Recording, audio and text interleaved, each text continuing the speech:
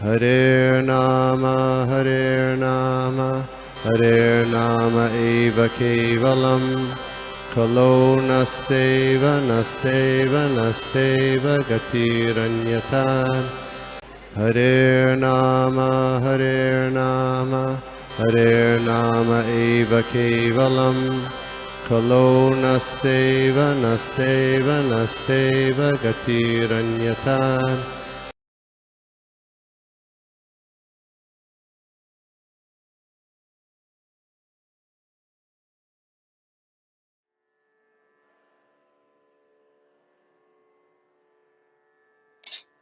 ओम नमो भगवते वासुदेवाय। ओम नमो भगवते वासुदेवाय। ओम नमो भगवते वासुदेवाय। नारायणं नमस्कृत्यं नरं चैव नरोत्तमं देवीं सरस्वतीं व्यासं ततो जयमुदीरये। नष्टप्रायेषु भद्रेषु नित्यं भागवत सेवया भगवती उत्तम श्लोके भक्तिर्भवति नैष्ठुकी। नमो विष्णुपादाय कृष्णप्रेष्ठाय भूतले श्रीमते भक्ति वेदांत स्वामिनिति नामिने। नमस्ते सारस्वती देवी गौरवाणी प्रचारिणे निर्विशेष शून्यवादी पाश्चात्य देशतारिणे। जय श्री कृष्ण चैतन्य प्रभु नित्यानंद श्री अद्वैत गदाधर श्रीवासादि गौर भक्त वृंद। हरे कृष्णा कृष्ण कृष्ण हरे हरे, हरे राम राम राम हरे हरे। हरे कृष्णा शिल प्रभुपाद की जय। तो हरे कृष्णा। तो आज हम 11वां अध्याय शुरू कर रहे हैं। तो 11वां अध्याय का जो शीर्षक है भगवान श्री कृष्ण का द्वारका में प्रवेश। तो इस अध्याय में हम ये देखेंगे कि पहले मतलब 1 से 10 तक जो श्लोक है उसमें हम भगवान श्री कृष्ण का स्वागत किस तरह द्वारकावासी किए कर रहे हैं और क्या स्तुति वो कर रहे हैं और किस तरह वो अभिनंदन कर रहे हैं और किस तरह भगवान उस अभिनंदन को स्वीकार कर रहे हैं। तो वह हम 1 से 10वें श्लोक तक हम 11वां अध्याय में देखेंगे। फिर उसके बाद 10वें श्लोक के बाद हम संपूर्ण द्वारका नगरी का जो किस तरह वो वर्णन किया है द्वारका नगरी के बारे में वो हम आगे के श्लोकों में देखेंगे। तो हमने जैसे कि 10वें अध्याय का जो आखिरी श्लोक था उसमें ये देखा था कि किस तरह भगवान द्वारका नगरी पहुंच गए और वो दोपहर का समय था। और अभी आगे सुत गोस्वामी जी हमें वर्णन कर रहे हैं कि भगवान कृष्ण द्वारका नगरी प्रवेश कर रहे थे और उस समय क्या होता है। तो आज का जो श्लोक है आज हम 2 श्लोक कवर करेंगे, फर्स्ट एंड सेकंड। तो फर्स्ट और सेकंड 2 श्लोक है वो सुत गोस्वामी जी यहाँ पे बता रहे हैं। सुत उवाच सूत उवाच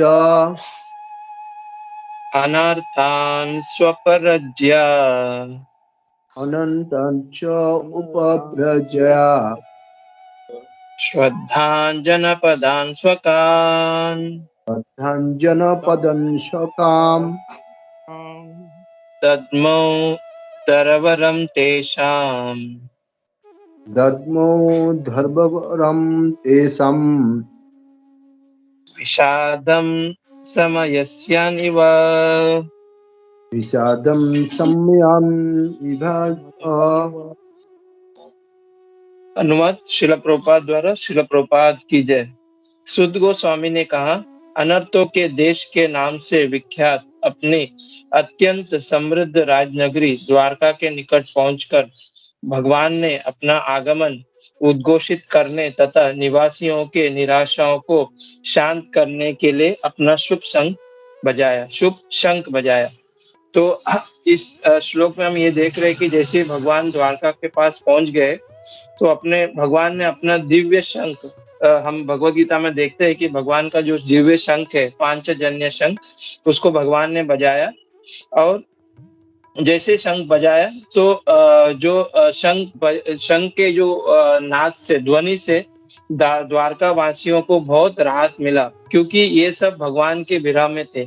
तो प्रभुपाद जी तात्पर्य में कहते हैं कि भगवान कृष्ण द्वारका में बहुत दिन तक मतलब बहुत दिन तक दूर रहे। तो हम अगर हम पिछले अध्याय में वगैरह देखेंगे कि भगवान जब पहली बार जब द्वारका से हस्तिनापुर गए थे शांति का प्रस्ताव लेकर दुर्योधन के पास कि वो जो महाभारत युद्ध नहीं होना चाहिए करके, फिर उसके बाद युद्ध हुआ, फिर भगवान वहां पे मतलब महाभारत का युद्ध होने के बाद फिर हमने ये देखा भीष्म भीष्म पितामह का महाप्रयाण, फिर उसके बाद युधिष्ठिर महाराज का जो राज तिलक, जहाँ भगवान ने स्वयं वहां पे उपस्थित होकर जो अश्वमेध यज्ञ किए।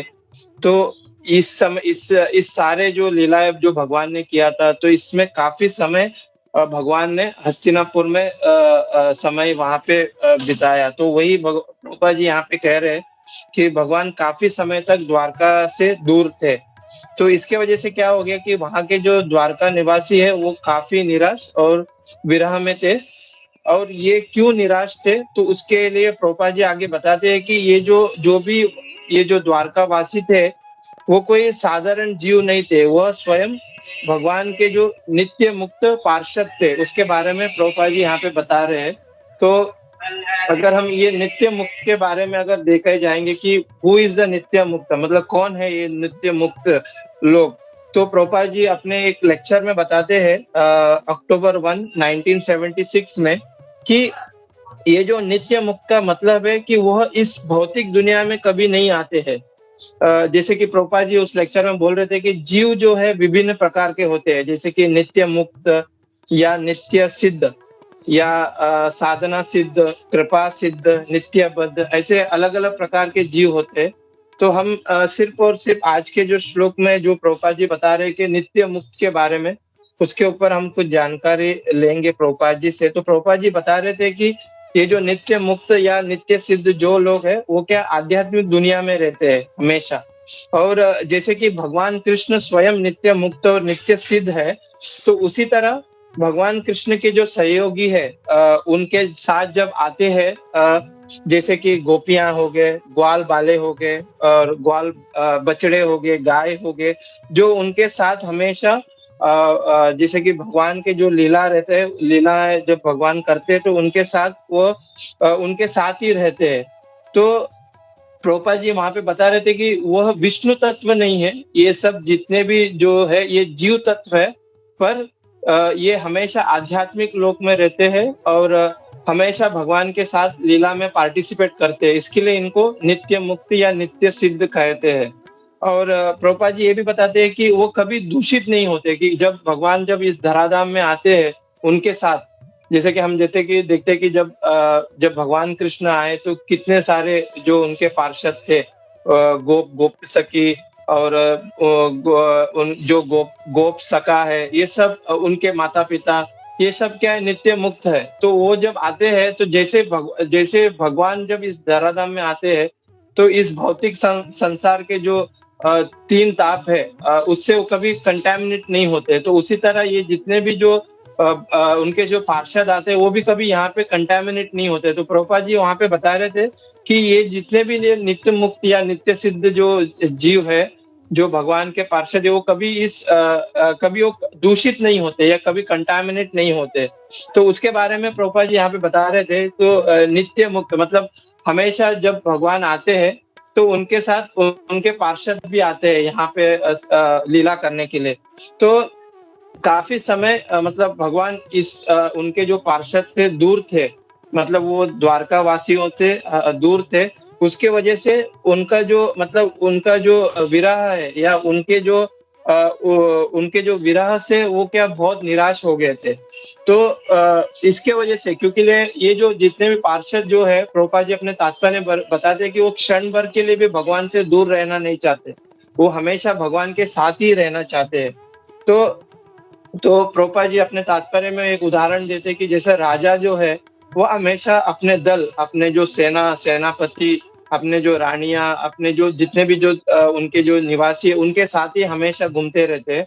तो उसी तरह भगवान भी जब आते हैं लीला करने के लिए इस धराधाम में या कहीं पर भी, तो भगवान हमेशा अपने पार्षदों के साथ ही रहते हैं।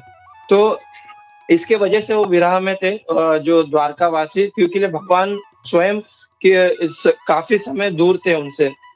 तो इस संदर्भ में हिजोल ने जयपताका स्वामी गुरु महाराज बोलते थे कि there is one pastime जहाँ पे जब गुरु महाराज जी जब मायापुर धाम में थे, तो काफ़ी समय उन्होंने मतलब काफ़ी समय तक वहाँ के जो भक्त स्वयं गुरु महाराज ने प्रभुपाद जी का दर्शन नहीं लिया था। बिकॉज़ काफ़ी समय प्रभुपाद जी बाहर थे, वेस्टर्न वर्ल्ड में थे।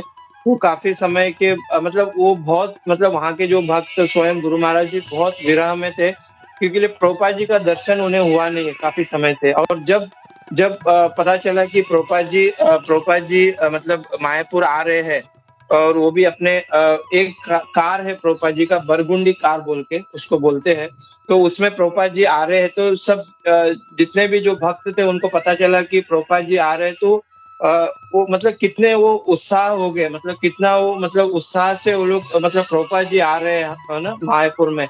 तो वहाँ पे गुरु महाराज जी कंपैरिज़न कर रहे थे कि जिस तरह मतलब वहाँ के जब भक्त जो स्वयं भगवान जो प्रभुपाद जी थे, जो स्वयं भगवान कृष्ण के प्रतिनिधि, तो जब प्रभुपाद जी आने के जो उत्साह में मतलब उसमें कितना वो उत्साह हुए थे, उसी तरह गुरु महाराज जी कंपेयर कर रहे थे कि मतलब हम इतने उत्साह है प्रभुपाद जी को देखने में, जो भगवान के जो भगवान कृष्ण के जो प्रतिनिधि थे, तो आप सोच सकते हैं कि स्वयं भगवान कृष्ण मतलब द्वारका में आ रहे हैं, तो उनको कितना उत्साह हुआ रहेगा उस समय।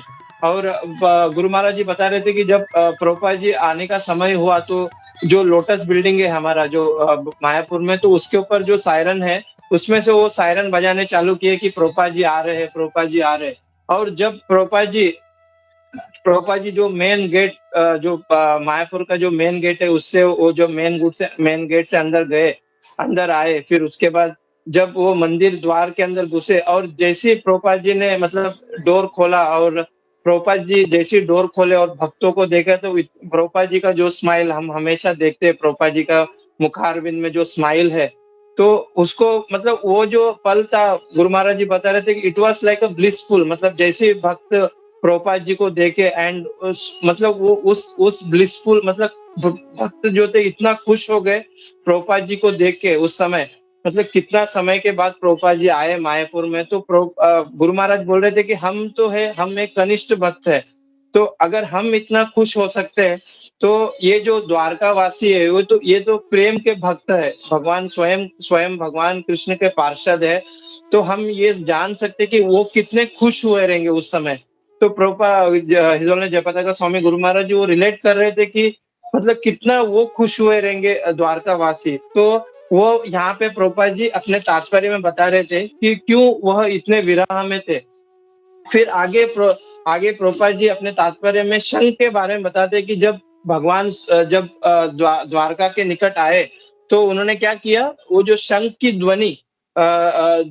ध्वनि से क्या किया, जो द्वारका वासी का जो विरह है उसको शयन किया। मतलब जब उन्होंने शंख बजाया तो द्वारका वासी वो जो विरह था उसका शयन हुआ। तो वहां पे अगर हम श्लोक में देखेंगे कि there is one word is विषादम समस्यान इवा, मतलब इवा मतलब एज ऑफ, मतलब अ, ऐसे तो जब भगवान स्वयं आएंगे द्वारका में, जब स्वयं भगवान आमने सामने होगा, तब जाके उनका जो विरह है वो पूर्ण तरह वो संतुष्ट होंगे। पर यहाँ पे सिर्फ और सिर्फ भगवान ने अपना शंख बजाया, तो वहां पे बता रहे थे कि अभी मतलब जो द्वारकावासी है पूर्ण तरह वो विरह से बाहर नहीं निकले, पर वो शंख के वजह से उनको कुछ तो राहत मिला कि चलो भगवान हमारे पास आने वाले हैं। उसके लिए वो वर्ड वहां पे यूज किया, वहां पे इस श्लोक में इवा करके, मतलब एज ऑफ, मतलब सिर्फ मतलब उनको हल्का राहत मिला कि एटलीस्ट भगवान आ रहे हैं। पर जब भगवान स्वयं उनको दर्शन देंगे द्वारका के अंदर, द्वारका नगरी के अंदर, तब जाके वहां की जो द्वारका वासी है पूरी तरह संतुष्ट होंगे। तो अभी सिर्फ जो द्वारका वासी है थोड़ा सा वो संतुष्ट हुए कि उनको इतना तो पता चला कि भगवान आ रहे हैं, तो उसके लिए वो वर्ड वहां पे यूज किया। और अगर हम शंख के बारे में देखेंगे कि ये जो शंख जो है ये भगवान विष्णु की गुणों में से एक है। अगर ये शंख बोल के किस तरह नाम आया, तो इसमें भी एक पीछे लीला है, जहाँ पे शंखसुर बोल के, शंकासुर बोल के एक असुर था, जो राक्षस जो था वो देवताओं को हमेशा वो परेशान करता रहता था। और एक बार क्या हो गया कि उन्होंने क्या किया, जो वेद जो है उसको चुरा कर वह एक समुद्र के नीचे जाके छुप गए। तो सभी लोग ब्रह्मा जी और सभी लोग भगवान विष्णु से मतलब प्रार्थना किया, तो भगवान विष्णु क्या किए, एक बड़ी सी मछली के अवतार आके, मतलब मत्स्य अवतार में आकर उस शंकासुर राक्षस का वध किया। और उसके जो कान जो है वो कान एक शंख के शेप के समान था। तो उस कान से उन्होंने क्या किया, उसको कान से उन्होंने वो एक ध्वनि निकाला भगवान ने। और उस ध्वनि से क्या, ओम करके ध्वनि उत्पन्न हुआ, और उस ओम ध्वनि से ये वेद फिर से उत्पन्न हुआ। तो ये जो शंख का जो नाम है, हम जो शंख करके सुनते हैं, ये शंकासुर के मतलब वध के बाद उसका नाम उस शंख का नाम शंख करके पड़ा, ये शंकासुर के वजह से। और शंख जो है वो क्या है, वो धर्म का प्रतीक है। जैसे कि मानव जीवन के लिए जो 4 पुरुषार्थ है, धर्म अर्थ काम मोक्ष, उसमें जो शंख जो धर्म जो है उसका प्रतिनिधित्व करता है ये शंख। और हम हमेशा देखते हैं कि जब शंख बजती है तो जो भी बुराई है उसके ऊपर जीत होती है। और फिर अगर पुराने समय में क्या होता था कि जब भी युद्ध जब होता था, तो पहले शंख की ध्वनि बजाते थे। इवन जब शंख की ध्वनि बजता है तो लक्ष्मी जी भी बहुत प्रसन्न होती है। तो ये कुछ कुछ ऑस्पिशियस थिंग्स है शंख के भजने से क्या होता है। इवन हम मटेरियली भी देखेंगे कि शंख से क्या होता है कि इवन वैज्ञानिक और आयुर्वेदिक से भी इससे बहुत लाभ मिलता है। जब हम शंख बजाते हैं तो क्या होता है कि हमारे जो लंग्स जो है, जब हम शंख को जब फूंकते हैं हवा से, तो हमारे लंग्स में अच्छा मतलब शुद्ध एयर जाता है, और जो खराब एयर है हमारे लंग्स से बाहर निकलता है। तो शंख बजाने का ये भी एक महत्व है कि हमारे जो लंग्स जो है उसको बहुत बेनिफिट मिलता है शंख बजाने से। तो there is a scientific way also कि हमको क्यों शंख बजाना है। और जो भगवान के जो हाथ में जो पांचजन्य शंख है, इसके ऊपर भी एक कथा है कि ये जब भगवान सांदीपी मुनि के यहाँ पे जब पढ़ने गए थे, और आखिर में जब उनका जो शिक्षा खत्म हुई, तो भगवान स्वयं ने सांदीपी मुनि से पूछा कि अभी आपको गुरु दक्षिणा क्या चाहिए। तो उनके जो गुरु माता है उनको पता था कि ये भगवान जो कृष्ण है भगवान स्वयं है। तो गुरु माता ने कहा कि आप मेरे जो पुत्र है वो खो गया है नदी में समुद्र में खेलते हुए, तो आप उसको वापस लेके आ जाना। तो स्वयं भगवान कृष्ण समुद्र के पास गए और समुद्र से पूछा कि आपने क्या हमारे जो गुरु माता है उनके पुत्र को आपने लिया है क्या, उनको उनके पुत्र को चुराया हुआ है क्या। तो समुद्र कहते हैं कि नहीं, मैंने नहीं चुराया है, पर एक जो पांचजन्य असुर नामक एक असुर है, उसने शायद आपके जो पुत्र है वो एक शंख के समान है, उसका ये जो असुर है वो शंख के स्वरूप में है। तो उसने शायद अपने ये पुत्र को निगल गया रहेगा। तो आप उसको जाके पूछना पड़ेगा। तो भगवान स्वयं जाते हैं, वो असुर से युद्ध करते हैं, और वहां पे उस असुर को परास्त करके वो जो पांचजन्य शंख उनको प्राप्त होता है। और भले उस समय वो पुत्र जो है उनके पास नहीं रहता है, वो पांचजन्य असुर के पास, वह ऑलरेडी यमलोक पहुंच गया रहता है। तो फिर जाके भगवान यमलोक से उस पुत्र को लेके आते हैं यहाँ पे, और गुरु माता को देते हैं। तो यहाँ पे जो हमने देखा कि पांचजन्य शंख किस तरह भगवान को मिला, तो उसके बारे में भी हम देखते हैं यहाँ पे। तो ये कुछ बातें हम प्रभुपाद जी के पर्पट में हम देख सकते हैं। फिर आगे जो दूसरा जो श्लोक है, जिसमें उसमें जो दूसरा श्लोक है उसके बारे में बताते हैं कि जब भगवान जब वो शंख पकड़ते हैं, तो उसके बारे में बताते हैं कि ट्रांसलेशन इस प्रकार है कि श्वेत तथा मोटे पेंदों वाले जो शंख है भगवान के हाथों द्वारा पकड़ा जाकर, उनके द्वारा बजाया जाकर ऐसा लग रहा था कि मानो उनके दिव्य होठों का स्पर्श करके लाल हो गया है। ऐसा प्रतीत हो रहा था कि मानो कोई श्वेत हंस लाल रंग के कमल दंड के बीच में खेल रहा है। तो इसमें क्या, इस श्लोक में जो दूसरा जो श्लोक है इसमें बताया जा रहा है कि जब वो शंख जो पांचजन्य शंख से जब फूकते हैं, ध्वनि फूकते हैं, तभी तो जो श्वेत रंग, जो सफेद रंग का जो शंख है वो क्या होता है कि लाल हो जाता है भगवान के होठों से। तो प्रभुपाद जी अपने तात्पर्य में बताते हैं कि जो भगवान का जो होठ है वो लाल है, और वो किस तरह लाल है, वो जो कमल का जो लाल कमल जो है उसका जो दंड है उसके जैसा वो जब भगवान का जो होठ जब उस शंख को स्पर्श होता है तो वो जो शंख भी है लाल लाल हो जाता है। तो हम पहले भी देखे थे कि जब भी भगवान के जब दिव्य शरीर का जब उपमा देते हैं तो हम कमल का साथ हम ये उपमा देते हैं, जैसे कि कमल नयन, कमल मुख, कमल चरण। उसी तरह ये जो अभी जो वो हो रहा है, जो कमल होठ है भगवान का, जो कमल जैसे लाल लाल जो होठ है वो शंख से स्पर्श होने के कारण वो जो शंख है वो पूरी तरह लाल हो चुका था। तो प्रोपा जी यहाँ पे बताते हैं कि वो जो शंख कैसा दिख रहा था कि जब वो कि एक कमल का जो दंड है वो किस तरह, जब हंस जो रहता है, हंस जो पक्षी जो रहता है, जब वो कमल के साथ खेलता है तो किस तरह वो लाल लाल दिखता है, उसी तरह ये शंख भी अभी लाल लाल दिखने लग गया। तो यहाँ पे प्रभुपाद जी अपने तात्पर्य में बोलते हैं कि जब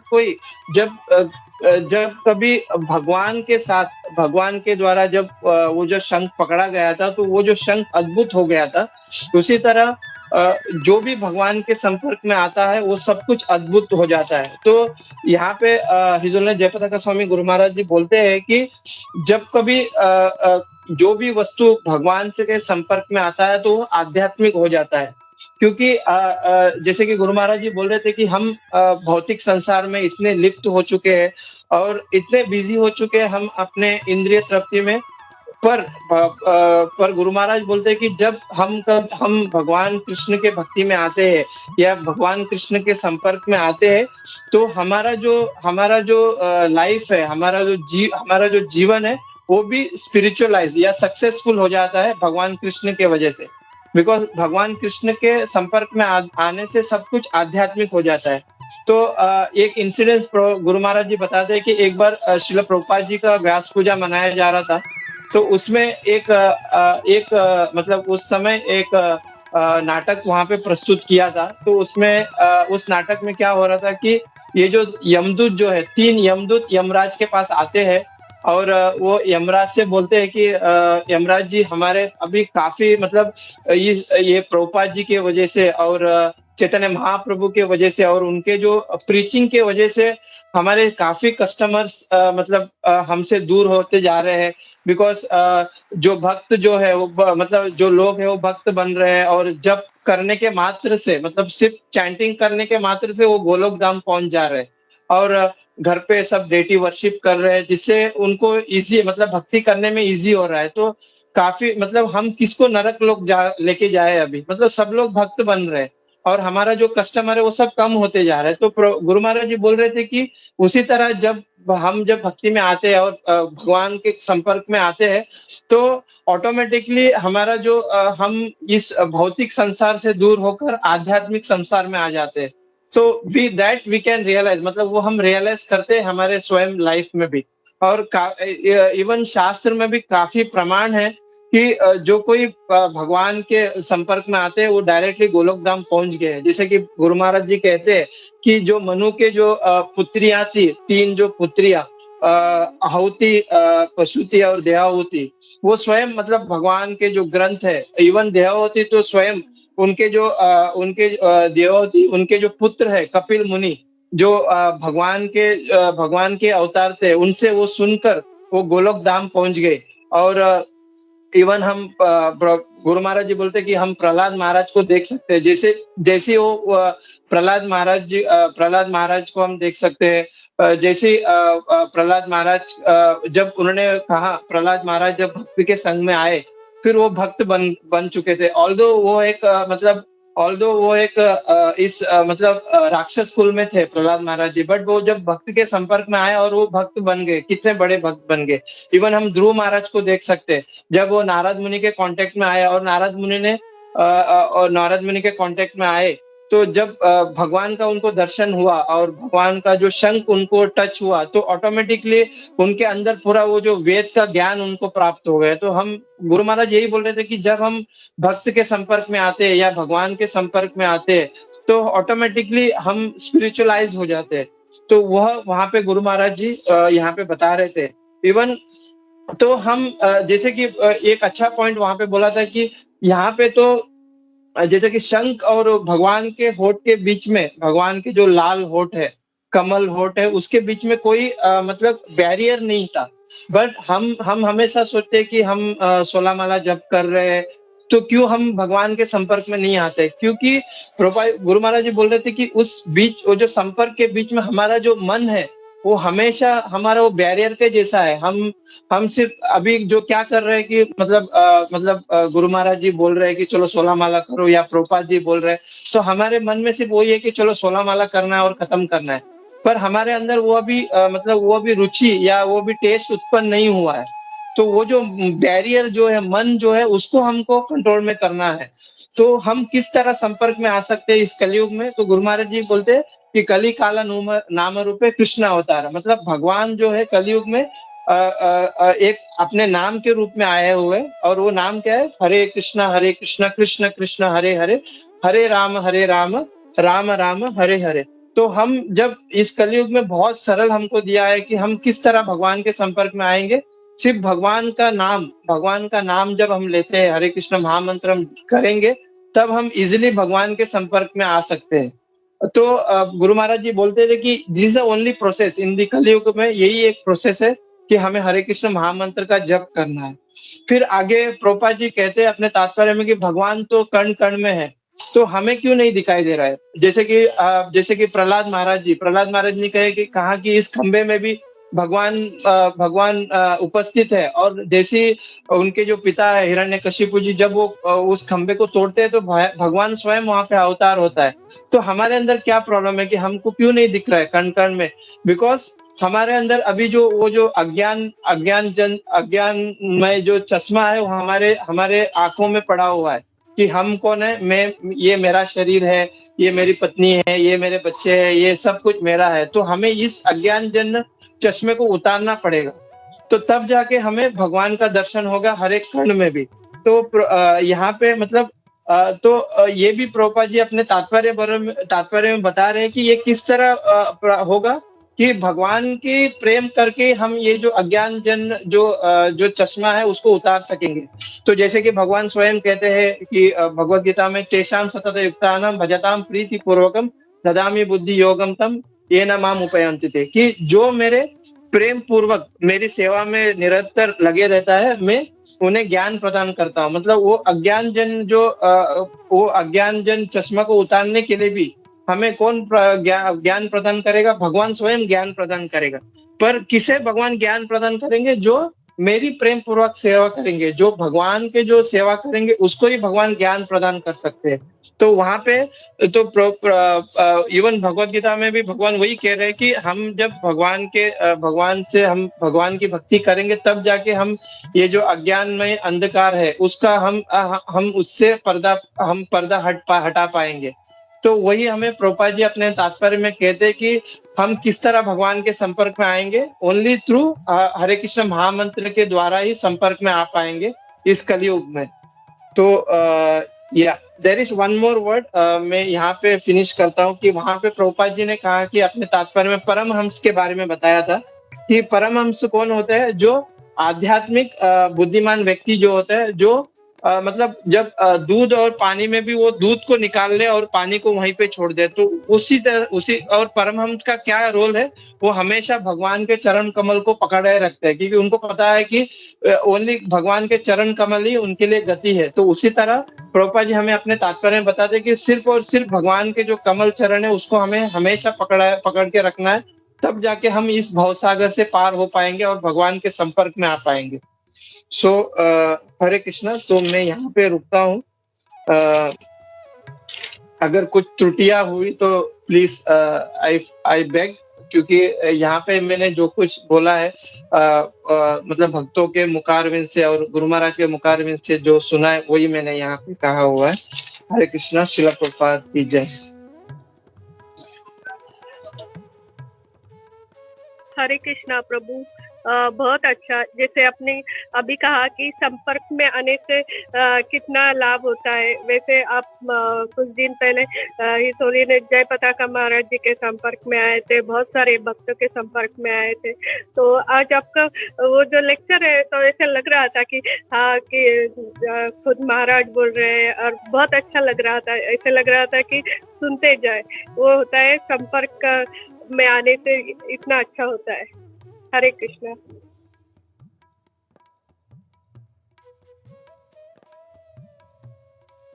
हरे कृष्णा माता जी। गुरु महाराज की जय, श्री प्रभुपाद की जय।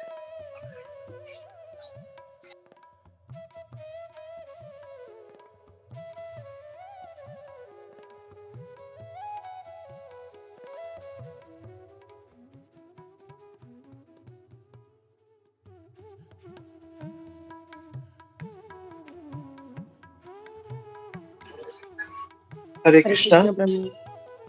हरे कृष्णा माता जी। प्रभु दंडवत बहुत प्रणाम अच्छा माता जी। क्लास था, बहुत ही अच्छे से आपने कहा। वो कंटामिनेट वाला जो था वो भी बहुत अच्छे से समझाया, जैसे से कुंजेश्वरी माता जी ने बताया।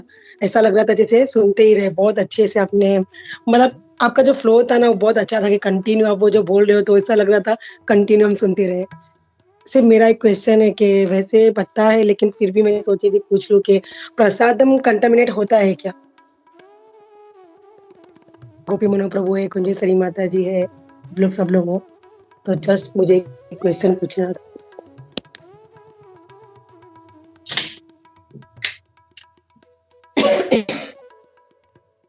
माता जी आपने क्या कहा फिर से मुझे समझा नहीं।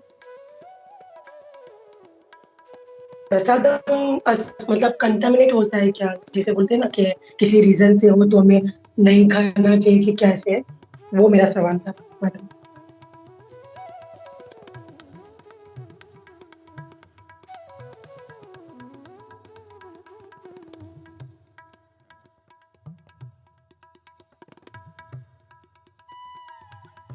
हरे कृष्णा माता जी। कुंजेश्वरी माता जी।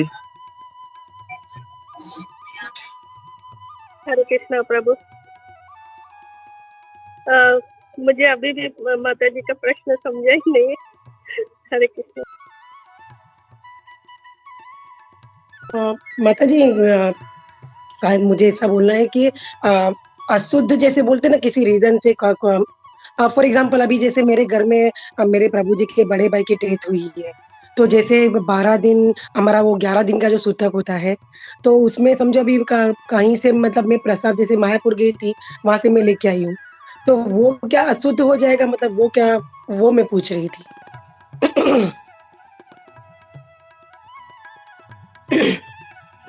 भगवान का प्रसाद नहीं अशुद्ध होता है।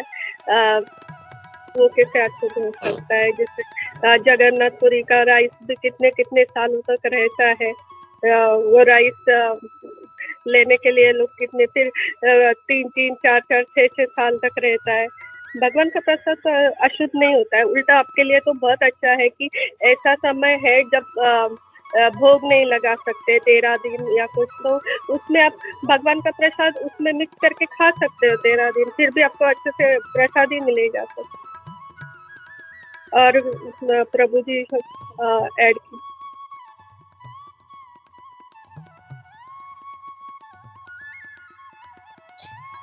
माता जी। हरे कृष्णा। माता जी जैसे कि हम बोलते हैं कि जब मतलब हम कोई खाना अगर नीचे गिरता है तो हम जमीन से उठाकर नहीं खा सकते, वो मतलब दूषित हो जाता है। बट भगवान का प्रसाद जो है वो जब जमीन पे गिरता है तो हम लोग उसको भी उठाकर खाते हैं, बिकॉज वो कभी मतलब कंटेमिनेट नहीं होता है। तो हम वो भी हम देख सकते हैं माता जी यहाँ पे।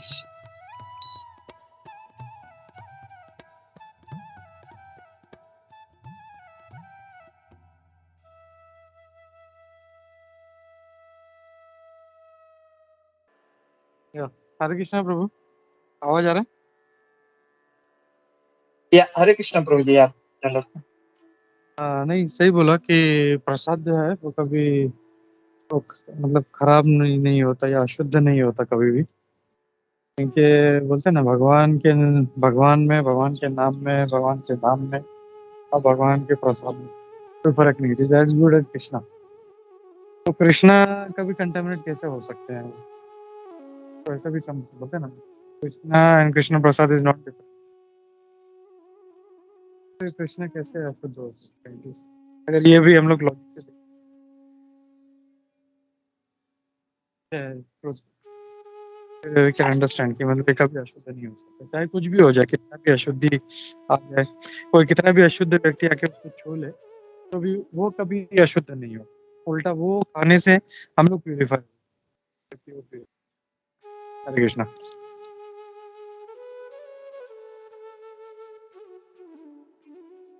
Yeah, thank you so much, Roji. Hare Krishna. So I think 9 बज गए हैं। तो अगर किसी का कमेंट नहीं, हरे कृष्णा प्रभु जी, धन्यवाद प्रणाम।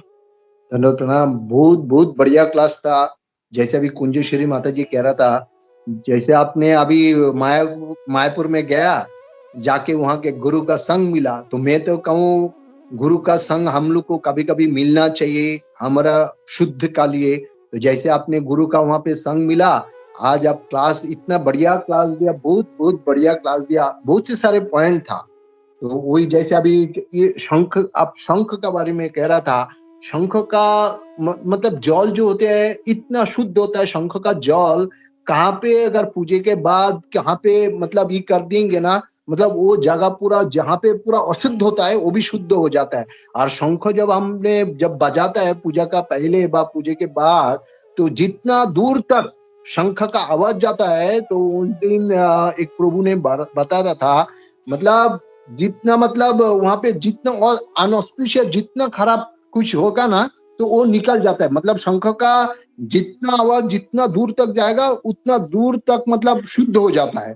तो जैसे हम लोग वहां पे अभी मैं देख रहा था, जैसे कृष्ण का शंख का जो था, हम लोग उसमें जो भगवत गीता में जो पढ़ा, उसमें क्या कहता था, पंचजन्य। कृष्ण का शंख का नाम था, अर्जुन का शंख का अलग अलग शंख था।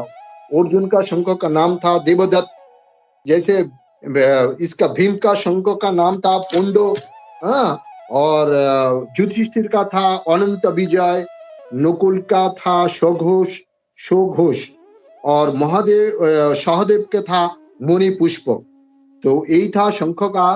तो जो भी है बहुत से सारे आपके पॉइंट था, बहुत अच्छा लगा। जैसे जमदूत क्या बताया, जैसे अपना प्रहलाद महाराज के बताया, बहुत सारे मतलब बहुत अच्छा पॉइंट था आज आपका।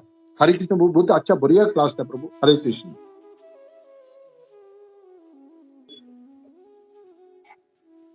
हरे कृष्णा।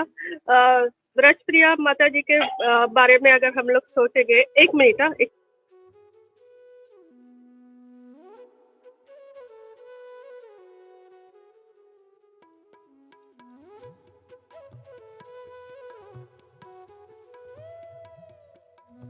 हरे कृष्णा, सॉरी। तो अभी जब मैं विचार कर रही थी तो पता चला कि माता जी है वो कभी भी बाहर का नहीं खाती, या बिना भोग लगाया हुआ भगवान के प्रसाद के अलावा कुछ भी नहीं खाती है। ये तो भगवान को पता है, तो इसलिए उनके लिए कितनी अच्छी अरेंजमेंट की हुई है भगवान ने। वो अभी यहाँ पर है जहाँ पर उन्हें प्रसाद मिल सकता है। अगर वो अपने घर में होती तो वो खुद भोग नहीं लगा सकती थी भगवान का, 13 दिन तक कुछ नहीं कर सकते। लेकिन यहाँ पर तो मायापुर में जाके उनके गुरु महाराज के हाथ से सब प्रसाद विसाद भी है उनके पास। बहुत अच्छा लगता है ये सोच के। हरे कृष्णा माता जी।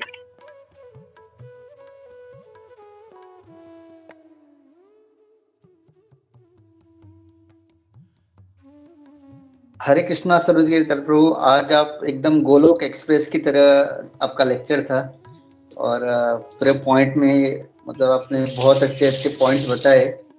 तो एक्चुअली ऐसा लग रहा था कि ऐसे चालू रहा तो हम भी आपके साथ गोलोक पहुंच जाएंगे, इसी उस रफ्तार से आप बात कर रहे थे। थैंक यू प्रभु, बहुत सारे पॉइंट जो अभी सारे भक्तों ने बताए। एंड जो संपर्क और आपने बताया कि जैसे प्रभुपाद आने का सुन के ही उनको कितना आनंद हुआ। तो थैंक यू प्रभु, बहुत अच्छा पॉइंट था। हरे कृष्णा। और प्रभु आप प्रेयर्स ले, इसके बाद प्रेयर्स अगर आप ले सकते हैं तो प्रभु। हरे कृष्णा, धन्यवाद। या प्रभु, हरे कृष्णा। थैंक यू प्रभु। श्रील प्रभुपाद की जय।